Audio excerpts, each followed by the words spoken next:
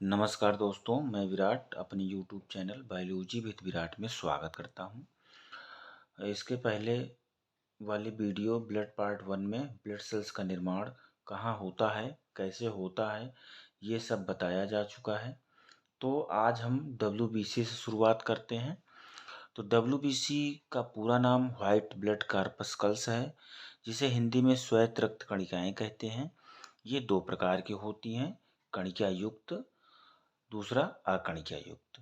कणिका युक्त 3 प्रकार की होती हैं। न्यूट्रोफिल्स, जिसकी संख्या सर्वाधिक होती है। दूसरा है बेसोफिल्स। तीसरा यूसिनोफिल्स है। न्यूट्रोफिल्स जिनकी संख्या सर्वाधिक होती है, इनका कार्य क्या है? तो ये बाहर से आने वाले जीवाणु पर सबसे पहले आक्रमण करती हैं और आक्रमण करके हमारे शरीर को हमें सुरक्षा प्रदान करती हैं। वैसोफिल्स यह हमारे शरीर को एलर्जी से बचाती हैं और यूसिनोफिल्स जो होती हैं, यह परजीवी प्रोटोजोआ के संक्रमण से हमें सुरक्षा प्रदान करती हैं।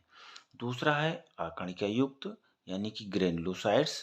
यह भी दो प्रकार की होती हैं। मोनोसाइट आकार में सबसे बड़ी होती हैं, लिम्फोसाइट जो कि आकार में सबसे छोटी होती हैं। अब लिम्फोसाइट क्या है? तो लिम्फोसाइट हमारे शरीर में एंटीबॉडी का निर्माण करता है। यह दो प्रकार के होते हैं, टी लिम्फोसाइट और बी लिम्फोसाइट। बी लिम्फोसाइट और टी लिम्फोसाइट अस्थिमज्जा में इनका निर्माण होता है, लेकिन केवल बी लिम्फोसाइट ही वहाँ परिपक्व होता है। टी लिम्फोसाइट अपनी परिपक्वता से गुजरने के लिए थाइमस ग्लैंड में चले जाते हैं। अब आते हैं, देखते हैं प्लेटलेट्स। प्लेटलेट्स को थ्रोम्बोसाइट भी कहा जाता है।